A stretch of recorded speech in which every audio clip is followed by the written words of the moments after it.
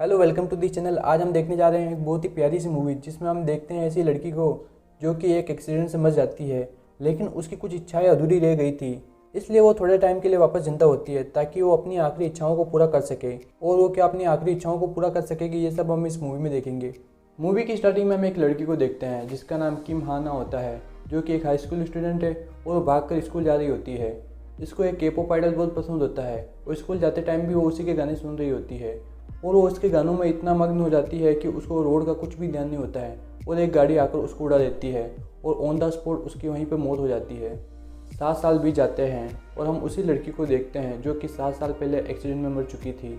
क्योंकि मरने से पहले उसकी कुछ इच्छाएं अधूरी रह गई थी, इसलिए अब वो एक ग्रीम रीपर बन चुकी है। अपनी भाषा में बोले तो यमदूत, जो कि मरने के बाद लोगों को यमलोक लेके जाता है। उसकी आखिरी इच्छाओं में के-पॉप आइडल से मिलना भी शामिल है, जिसके गाने वो मरने से पहले सुन रही थी।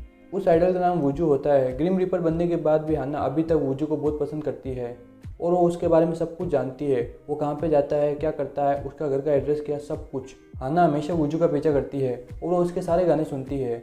एक दिन हाना को पता चलता है कि वूजू कुछ दिनों में मरने वाला है।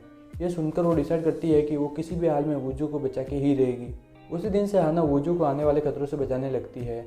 उसकी इन्हीं हरकतों की वजह से ग्रीम रिपर के बॉस उसे ऐसा ना करने की वार्निंग देते हैं और कहते हैं कि तुम किसी की मौत का टाइम नहीं बदल सकती हो।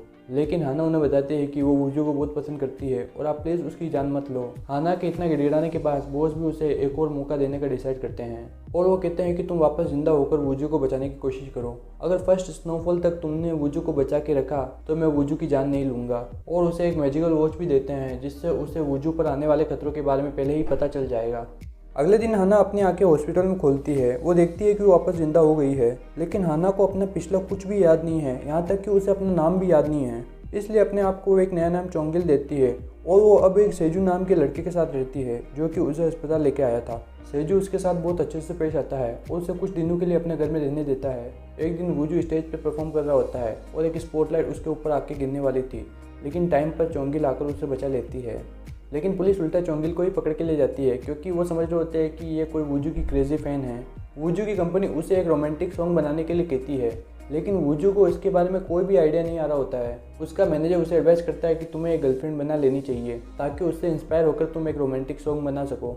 इस बात में वूजू को भी इंटरेस्ट आता है और वो उसके लिए गर्लफ्रेंड ढूंढने को बोल देता है।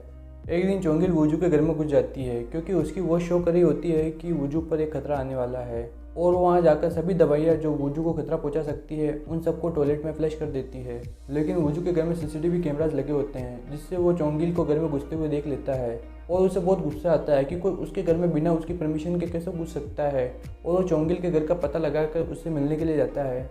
जब वो उसके घर पहुँचता है तो चोंगिल पियानो बजाकर उसका ही गाना गा रही होती है। अपने घर में वूजू को देखकर चोंगिल बहुत खुश होती है। वूजू उससे पूछता है कि तुम हमेशा मेरा पीछा क्यों करती हो। चोंगिल उसे कहती है कि मैं तुम्हें आने वाले खतरों से बचाना चाहती हूँ। वूजू को ये बात थोड़ी अजीब लगती है, लेकिन वो समझ जाता है कि इस लड़की के इरादे गलत नहीं है। वो चोंगिल से इम्प्रेस होता है, उसे डेट पर चलने के लिए पूछता है क्योंकि उसे भी एक गर्लफ्रेंड की ज़रूरत है।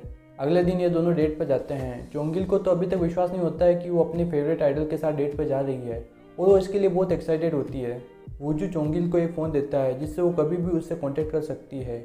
ये दोनों अम्यूज़मेंट पार्क जाते हैं और वहाँ पर खूब एंजॉय करते हैं। ऐसे ही काफ़ी दिनों तक ये दोनों मिलते हैं और धीरे धीरे इनका रिलेशन काफ़ी क्लोज होने लगता है। वूजू भी चोंगिल की तरफ अट्रैक्ट होने लगा है।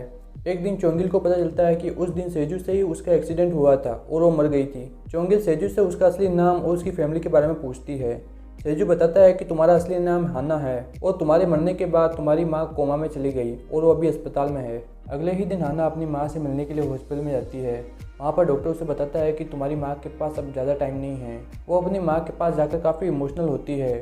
थोड़ी ही देर बाद उसकी माँ की वहाँ पर मौत हो जाती है। हाना अपनी माँ के पास बैठकर खूब रोती है। कुछ दिन बीत जाते हैं। हाना का मूड सही करने के लिए वूजू उसे सनसेट देखने के लिए लेके जाता है और यहाँ पर बैठकर ये दोनों अपनी लाइफ की बातें शेयर करते हैं।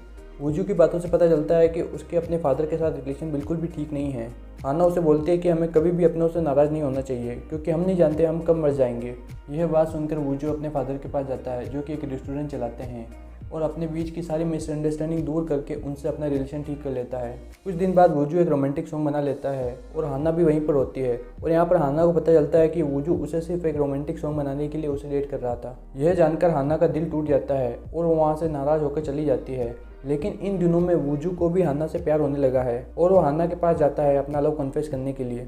वूजू हाना से मिलकर उससे माफ़ी मांगता है और उसे अपना लव कन्फेस कर देता है। यह सुनकर हाना भी उसे माफ़ कर देती है।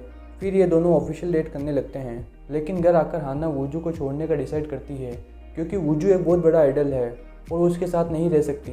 एक दिन हाना गाशिक नाम की एक लड़की की आत्मा से मिलती है जो कि उसकी फ्रेंड थी जब हाना एक ग्रीम रीपर थी। गाशिक उसे समझाती है कि तुम्हें वूजू को नहीं छोड़ना चाहिए क्योंकि तुम हमेशा से वूजू को पसंद करती हो। फिर गाशिक हाना को वूजू के एक कॉन्सर्ट का टिकट देती है और वो कहती है कि तुम्हें वहाँ पर जाना चाहिए।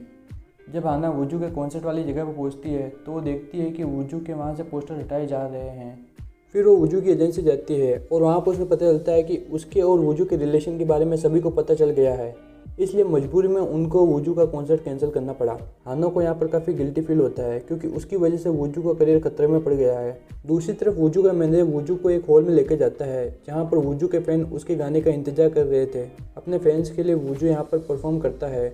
उस थोड़ी सी ऑडियंस में वो हाना को भी देखता है। हाना वूजू के गाने में इतना खो जाती है कि उसको पता ही नहीं चलता कि उसकी घड़ी वूजू पर आने वाले खतरे को इंडिकेट कर रही है। एक अजीब सा आदमी हाथ में चाकू लेकर हाना की तरफ आगे बढ़ता है, लेकिन वूजू उसे देख लेता है और वो बीच में आकर हाना को बचा लेता है, लेकिन इस दौरान वो खुद इंजर्ड हो जाता है। वूजू को इतनी बुरी हालत में देखकर हाना को बहुत चिंता होने लगती है और उसे डर लगने लगता है कि कहीं वो वूजू को खो ना दे। अस्पताल में भी डॉक्टर बताते हैं कि वूजू की कंडीशन काफ़ी क्रिटिकल है और उसे बचाना काफ़ी मुश्किल है। वूजू की जान बचाने के लिए हाना ग्रीम रिपर से मिलती है। वो उसे कहता है कि अगर तुम अपनी जान दे दो तो मैं वूजू की जान नहीं लूँगा। हाना इस डील के लिए मान जाती है, लेकिन वो उससे थोड़ा टाइम मांगती है ताकि वो अपनी थोड़ी ज़िंदगी वूजू के साथ स्पेंड कर सके। कुछ दिनों बाद वूजू होश में आ जाता है और वो हाना से शादी करता है। ये दोनों अपनी लाइफ में बहुत खुश होते हैं और इनको एक प्यारा सा बेटा होता है। ये दोनों अपने बेटे को लेकर सनसेट देखने के लिए जाते हैं। यहाँ पर ये तीनों हाइड एंड सीक खेल रहे होते हैं, तभी हाना को एक एम्बुलेंस का सायरन सुनाई देता है। ये सुनकर वो समझ जाती है कि उसका जाने का टाइम अब आ गया है। वो अपने बेटे और वूजू से आखिरी अलविदा लेती है क्योंकि हाना की सभी इच्छाएं पूरी हो गई है और वो अपनी लाइफ से जो भी चाहती थी उसे सब कुछ मिला है, इसलिए वो खुशी खुशी जा सकती थी। और थोड़ी ही देर में वो गायब हो जाती है। मूवी के लास्ट में हम वूजू को अपने बेटे के साथ सनसेट के सामने देखते हैं। बस आज के लिए इतना ही, मिलते हैं अगली वीडियो में। Thank you.